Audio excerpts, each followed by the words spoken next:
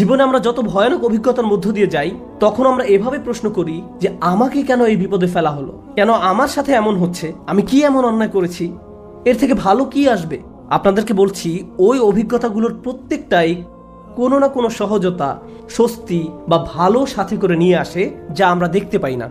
কিন্তু আল্লাহ বলছেন ওই স্বস্তি সাথেই আছে, তোমাকে এর জন্য অপেক্ষা করতে হবে না। এটা একই সময়ে কষ্টের সাথে সহাবস্থান করে, কষ্টের সঙ্গেই এই স্বস্তির অবস্থান। ইন্না মাআল উসরি ইউসরা। এছাড়াও যখন সাথে শব্দটি ব্যবহার করা হয়, আল্লাহ বলছেন যে স্বস্তিকে কষ্টের সাথে রাখা হয়েছে, স্বস্তিকে কষ্টের সাথে রাখা হয়েছে। যেভাবে তিনি রাতকে দিনের সাথে রেখেছেন, তিনি যেভাবে মেঘমালাকে বৃষ্টির সাথে রেখেছেন, অনেক জিনিস আছে যেগুলো তিনি একত্রে রেখেছেন।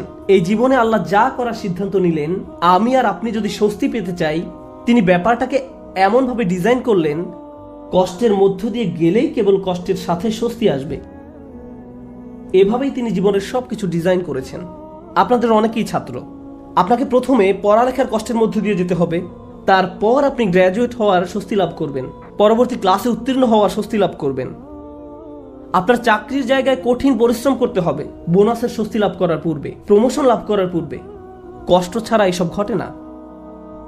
আপনাকে আগে খাদ্যাভ্যাস ঠিক করতে হবে, স্বাস্থ্যকর খাবার খেতে হবে ভালো স্বাস্থ্য লাভ করার পূর্বে। কোনো রোগীকে হয়তো আগে অপারেশনের কষ্টের মধ্যে দিয়ে যেতে হবে সুস্থ হওয়ার আনন্দ উপভোগ করার পূর্বে। এভাবেই আল্লাহ জীবনকে তৈরি করেছেন। আপনাকে কষ্টকর অভিজ্ঞতার ভেতর দিয়ে যেতে হবে যদি স্বস্তি লাভ করতে চান। এটাই আল্লাহ ডিজাইন। ব্যাপারটা এমনই। আপনি এ কথা শোনার পর হয়তো ভাবতে পারেন, আমি তো এখন কঠিন সময় আছি, তার মানে সামনে সহজ সময় আসছে, আর এজন্য আমি এখন বিশ্রাম করব আর সহজ সময় আসার অপেক্ষা করব। না, আল্লাহ আমাদেরকে গভীর একটি বিষয় সম্পর্কে জানাচ্ছেন। আপনাকে কঠিন সময়ে কঠোর পরিশ্রম করে যেতে হবে। বসে বসে এমনটি ভাবলে হবে না যে আল্লাহ তো সহজের প্রতিশ্রুতি দিয়েছেন, তাই আমি তার অপেক্ষায় থাকবো আর বসে বসে কাঁদবো। No. এই জন্য তিনি পরের আয়াতে আমাদের রাসূল সাল্লাল্লাহু আলাইহি সাল্লামকে বলছেন, ফাইদা ফারাগতা ফানসব। শক্তিশালী একটা বাক্য। অর্থ, অতএব যখন আপনি অবসর পান পরিশ্রম করুন। স্বস্তি এবং কষ্টের সাথে এর সম্পর্ক কি? স্বস্তি এবং কষ্টের সাথে এর সম্পর্ক কি? আল্লাহ চান না আমি আর আপনি যেন অলস হয়ে বসে থাকি। যখন আমরা কোনো কঠিন সময় থাকি, তখন আল্লাহ চান আমরা যেন প্রচুর পরিশ্রম করি। অন্য মানুষদের দেখবেন যখন তারা কোনো কঠিন সময় পতিত হয়, সবকিছু ছেড়ে দিয়ে একেবারে হতাশ হয়ে বসে থাকে। তারা নিরাশ হয়ে পড়ে, উদ্বিগ্ন হয়ে পড়ে, সবকিছু বাদ দিতে শুরু করে। কিন্তু বিশ্বাসীদের বেলায় যখন তুমি কঠিন কোনো পরিস্থিতিতে পড়ো, তখন তুমি অবসর পেলেই নিজেকে কঠোর পরিশ্রমে নিয়োজিত করো, নিজেকে কাজে লাগাও, উৎপাদনক্ষম বানাও। উলামারা এই আয়াত নিয়ে প্রচুর মন্তব্য করেছেন। যখন দাওয়ার কাজ থেকে অবসর পান, তখন নিজেকে ইবাদতের কঠোর পরিশ্রমে নিয়োজিত করুন। ইবাদত থেকে অবসর পাওয়ার পর দাওয়ার কাজে আত্মনিয়োগ করুন। রাসূলুল্লাহ সাল্লাল্লাহু আলাইহি সাল্লামকে বলা হচ্ছে, এক কাজ থেকে অবসর পাওয়ার পরে অন্য কাজে নিজেকে ব্যস্ত রাখুন। আমার আর আপনার জন্য প্রশ্ন হলো, কত সময় আমরা অপচয় করি এমনটা ভেবে যে জীবন কত দুর্বিষহ। অলস হয়ে বসে থাকি, কিছুই করি না, নিজের মনকে নেতিবাচক চিন্তায় ডুবিয়ে রাখি, সম্পূর্ণ অকার্যকর আর অকর্মণ্য হয়ে বসে থাকি। অথচ আল্লাহ বলছেন, তোমার হাতে অনেক বেশি অবসর সময় আছে আর তুমি এই সময়ে কোনো কাজেই লাগাচ্ছ না। যখন আপনি নিজেকে কোনো পরিশ্রমে নিয়োজিত না করেন, তার মানে আপনি কষ্টকে জেতার সুযোগ দিচ্ছেন। আয়াতটা শুরু হয়েছে ফা অক্ষর দিয়ে, ফা আস-সাবাবিয়া, অর্থাৎ অতএব। তুমি যেহেতু স্বস্তি কামনা করো, তাই তোমার নিজেকে পরিশ্রমে নিয়োজিত করতে হবে। এটা শেখার ফলে তোমার উচিত নিজেকে পরিশ্রমে নিয়োজিত করা। তাই আমার আর আপনার উচিত একটি অর্থপূর্ণ এবং প্রোডাক্টিভ জীবনযাপন করা। মাঝে মাঝে জীবনে অতিরিক্ত চাপের কারণে আমরা ভেঙে পড়ি, আমরা সহজেই একেবারে ভেঙে পড়ি, দুঃখ, হতাশায়, উদ্বেগ বা উৎকণ্ঠায়। এরকম হওয়া দোষের কিছু নয়, কিন্তু আমাদেরকে শিখতে হবে কিভাবে আল্লাহর কিতাবের মাধ্যমে এই কষ্টকর অভিজ্ঞতার সময় মানসিক শক্তি অর্জন করব। রাসূলুল্লাহ সাল্লাল্লাহু আলাইহি সাল্লাম যেসব কাজে নিজেকে ব্যস্ত রাখতেন তা ছিল দুই রকমের। এটা মনে রাখতে চেষ্টা করুন। দুই ধরনের কাজ আছে যা আপনাকে ব্যস্ত রাখতে পারে। আমি আপনাদের জন্য তৃতীয় আরেকটি যুক্ত করব। রাসূলুল্লাহ সাল্লাল্লাহু আলাইহি সাল্লাম হয় এমন কোনো কাজে নিজেকে ব্যস্ত রাখতেন যাতে আল্লাহকে খুশি করত, অথবা তিনি এমন কোনো কাজে ব্যস্ত থাকতেন যা আল্লাহর কোনো সৃষ্টির উপকার করত। তিনি হয় শুধু আল্লাহর জন্য কিছু করতেন, নামাজ পড়া, জিকির করা, এই কাজগুলো ছিল শুধু আল্লাহর জন্য, অথবা তিনি কাউকে সাহায্য করতেন, তিনি কাউকে পথ দেখাতেন, শিক্ষা দিতেন, এমনকি তিনি মানুষকে জীবিকা উপার্জনের জন্য সাহায্য করতেন। এভাবে তিনি অন্য মানুষদের সব ধরনের সাহায্য করতেন। এখন আপনি নিজেকে প্রশ্ন করুন, এই দুই ধরনের কাজের কোনটি আপনি করছেন? আমি কি এমন কিছু করছি যা আল্লাহকে খুশি করছে, বা আমি কি এমন কিছু করছি যা কারো জীবনে স্বস্তি নিয়ে আসছে? মূলত আল্লাহ অন্য একটি সূরায় রাসূলুল্লাহ সাল্লাল্লাহু আলাইহি সাল্লামকে এই কাজগুলো সম্পর্কে বলেছেন, ফাআম্মাল ইয়াতীমা ফালা তাকহার ওয়া আম্মাস সাইলা ফালা তানহার ওয়া আম্মা বিনি'মাতি রাব্বিকা ফাহাদ্দিস। সুতরাং আপনি এতিমদের প্রতি কঠোর হবেন না, আর ভিক্ষুককে আপনি ধমক দিবেন না। কিন্তু আপনি যখন অতিরিক্ত চিন্তা করতে থাকবেন নিজের সমস্যাগুলো কতটা খারাপ, জীবনটা কেমন দুর্বিষহ, কিভাবে সবকিছু তার গতিপথ হারিয়ে ফেলছে, কোনো কিছুই কোনোদিন ঠিক হবে না, তাহলে নিজের মাঝে আপনি অতিরিক্ত ডুবে আছেন, আপনি নিজেকে নিয়েই পড়ে আছেন। এভাবে নিজেকে নিয়ে পড়ে থাকলে আল্লাহর সাহায্য আসে না, এভাবে আল্লাহর সাহায্য আসে না। আল্লাহ বলেন, ওয়া ইলা রাব্বিকা ফারগাব, এবং আপনার পালনকর্তার প্রতি মনোনিবেশ করুন। আমি আর আপনি যে সমস্যাগুলোর মাঝে দিন পার করছি, আজ সেগুলোকে অনেক বেশি, অনেক বড় বলে মনে হয়। সমস্যা ছাড়া আর কিছু নিয়ে আমরা ভাবতে পারি না, কিন্তু একটু সামনে এগিয়ে চিন্তা করলে বুঝবেন আমরা সবাই একটা গন্তব্যের উদ্দেশ্যে ছুটছি, আর সেই গন্তব্যটি হলো আল্লাহর সাক্ষাৎ। ওয়া আন্না ইলা রাব্বিকাল মুনতাহা। যদি এই ব্যাপারটা ভুলে যান যে আপনি একটি রেলগাড়ির ভিতরে আছেন, বুঝতে পারেন বা না পারেন আপনি আল্লাহর দিকে ছুটে চলছেন, আপনি কিন্তু নিশ্চলভাবে দাঁড়ানো অবস্থায় নেই। আপনার সমস্যাটি জীবন থামিয়ে দেয়নি, জীবন এখনো এগিয়ে চলছে। আমার আপনার আল্লাহর সাথে দেখা হবেই। আপনি যখন বুঝবেন আমি যাই করি না কেন এই ভ্রমণ থামানোর কোনো উপায় নেই, তখন আপনার পক্ষে নিজের গন্তব্যের প্রতি মনোনিবেশ করা অনেক সহজ হবে। এই মুহূর্তে আমি যে এলাকা অতিক্রম করছি, যে সমস্যাপূর্ণ এলাকা অতিক্রম করছি, একসময় এটা পার হয়ে যাবে, কারণ এটা আমার গন্তব্য নয়। আমার গন্তব্য হলো আল্লাহ আযজা ওয়া জাল্লা। এভাবে নিজের মাথায় একটা চিত্র তৈরি করুন। মনে করুন একটি পথ দিয়ে কোথাও যাচ্ছেন, আর পথিমধ্যে কোনো জায়গায় প্রচন্ড দুর্গন্ধ নাকে এসে লাগলো।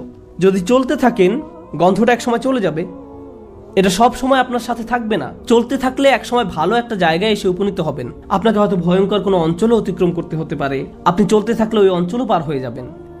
জীবনটা এমনই, আমাদেরকেও এভাবে জীবনের সমস্যাগুলো অতিক্রম করে যেতে হবে।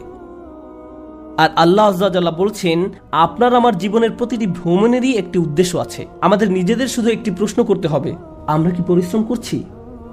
দিন শেষে আমরা কি করছি? তৃতীয় যে ব্যাপারটি নিয়ে আজ কথা বলবো, আগে আমি বলেছিলাম মহানবী সাল্লাল্লাহু আলাইহি সাল্লাম হয় আল্লাহর সন্তুষ্টির জন্য কিছু করতেন, নতুবা তার সৃষ্টির উপকারার্থে কিছু করতেন। আর আমাদের বেলায় দিনের অধিকাংশ সময় আমরা আত্মসেবায় ব্যয় করি। অবশ্যই আমাদের বিভিন্ন জিনিসের প্রয়োজন রয়েছে, আমাদের খাবারের দরকার, পোশাক পরিচ্ছদ প্রয়োজন, চাকরি বাকরি করতে হবে, কিন্তু অবসর সময় আমি কি করি? আয়াতটি কিন্তু আপনার দিনের 24 ঘন্টা সময় নিয়ে কথা বলছে না, আয়াতটি আপনার ফ্রি সময় নিয়ে কথা বলছে। আচ্ছা ঠিক আছে, আপনার এক্ষেত্রে কিছুই করার নেই, আপনাকে ভোর 5টায় ঘুম থেকে উঠতে হয়, 6টার মধ্যে অফিসে পৌঁছতে হয়, এবং সন্ধ্যা 6টা পর্যন্ত অফিস করতে হয়, 7:30টা পর্যন্ত ট্রাফিক জ্যামে আটকা থাকতে হয়। ঠিক আছে, কোনো সমস্যা নেই, আপনার কোনো অবসর নেই। কিন্তু যখন অবসর পান তখন কি করে সময় পার করেন? যখন ফ্রি থাকেন সে সময় কি করেন? আল্লাহ আপনার জীবনে সহজ সময় আনবেন কিনা তা নির্ভর করে আপনার অবসর সময় আপনি কি করেন তার উপরে। অবসর সময়ের কর্মকাণ্ড তা নির্ধারণ করবে। আপনি নিজের প্রতি সৎ থেকে আমাদেরকে প্রশ্ন করতে হবে, অবসর পেলে আমরা কি করি? আর আমাদের ছেলে মেয়েদের কিভাবে অবসর কাটাতে শেখাই? যখনই তারা একটু ফ্রি সময় পায় ভিডিও গেম খেলা শুরু করে, যখনই তারা একটু ফ্রি সময় পায় টিভি ছেড়ে দেয়। আমরা উপকারী কিছু করছি না, আমরা প্রোডাক্টিভ কিছু করছি না। একটু সময় পেলে আমরা স্বার্থপর বিনোদনে ব্যস্ত হয়ে পড়ি, স্বার্থপর ভোগবিলাসে যুক্ত হয়ে পড়ি। মাথার মধ্যে শুধু এই চিন্তাগুলো ঘুরপাক খেতে থাকে, দুপুরে কি খাবো, রাতে কি খাবো, কোন সিনেমাটা দেখবো, কিছু দেখতে চাও, কিছু খেলতে চাও। দিন রাত সারাক্ষণ শুধু বিনোদন, ভোগবিলাস আর অর্থহীন রঙ্গরসে ডুবে থাকা। আমাদের জীবন এমনই হয়ে গিয়েছে। কিভাবে এটা ফানসাব? এটা ফানসাব নয়, আল্লাহর এই নির্দেশে ফাইজা ফারাগতা ফানসাব। কোন ব্যক্তি যদি এভাবে আমোদ প্রমোদের মাঝে নিজেকে হারিয়ে ফেলে তখন কি হবে জানেন? এগুলো তার জীবনকে আরো কঠিন করে তুলবে।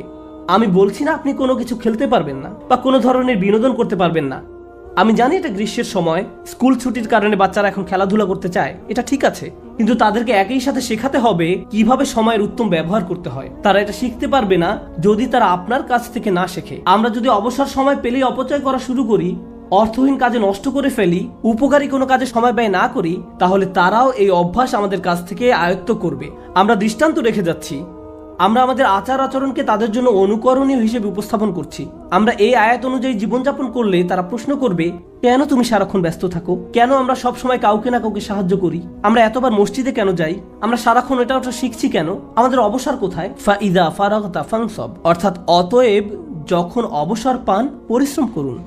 فإن مع العسر يسرا إن مع العسر يسرا فإذا فرغت فانصب وإلى ربك فارغب। নিশ্চয়ই কষ্টের সাথে স্বস্তি রয়েছে। এই নির্দেশগুলো আল্লাহ আমাদের মহানবী সাল্লাল্লাহু আলাইহি সাল্লামকে প্রদান করেছিলেন। এই বিষয়গুলোর উপর ফোকাস করতে তাকে নির্দেশ দেওয়া হয়েছিল সাল্লাল্লাহু আলাইহি সাল্লাম। আমরা যদি আমাদের জীবনকে উন্নত করতে চাই, আমাদেরকেও এই শিক্ষাগুলো নিজেদের জীবনে বাস্তবায়ন করতে হবে। আমাদের সবারই জীবনে কোনো না কোনো সমস্যা রয়েছে। একটি সমস্যার সবচেয়ে বড় কঠিন দিক কোনটি? সমস্যার বাহ্যিক দিক মোকাবেলা করা সবচেয়ে কঠিন নয়, সবচেয়ে কষ্টকর ব্যাপারটি ঘটে আমাদের হৃদয়ে। সবচেয়ে দুরূহ ব্যাপার হলো সমস্যার সময় আমার অনুভূতি নিয়ন্ত্রণ করা। এটা আমাকে পুরোপুরি অসার, নিস্তেজ বানিয়ে দেয়। এখন সূরাটির দিকে লক্ষ্য করুন। প্রথমে যে স্বস্তি আল্লাহ আমাদের রাসূল সাল্লাল্লাহু আলাইহি সাল্লামকে প্রদান করেন, আলাম নাশরাহ লাকা সাদরাক, হে নবী, আমি কি তোমার বক্ষদেশ প্রসারিত করে দেইনি?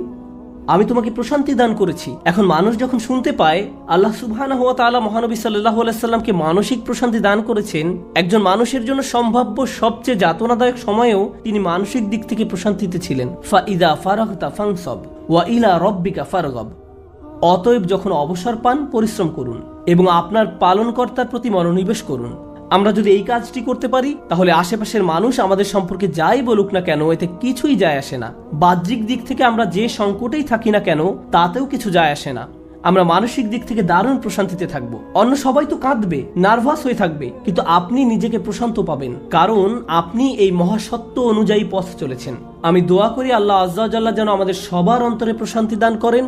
আল্লাহ আজ্জা ওয়া জাল্লা আমাদেরকে ওই সমস্ত মানুষদের অন্তর্ভুক্ত করুন আল্লাহর করুণায় যাদের হৃদয় উন্মুক্ত হয়ে পড়েছে এবং বক্ষ প্রসারিত হয়েছে।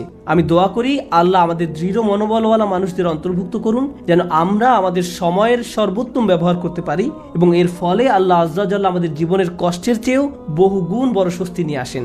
বারাকাল্লাহু লি ওয়া লাকুম ফিল কুরআনিল হাকিম ওয়া নাফা'নি ওয়া ইয়্যাকুম বিল আয়াতি ওয়াজ যিকরিল হাকিম।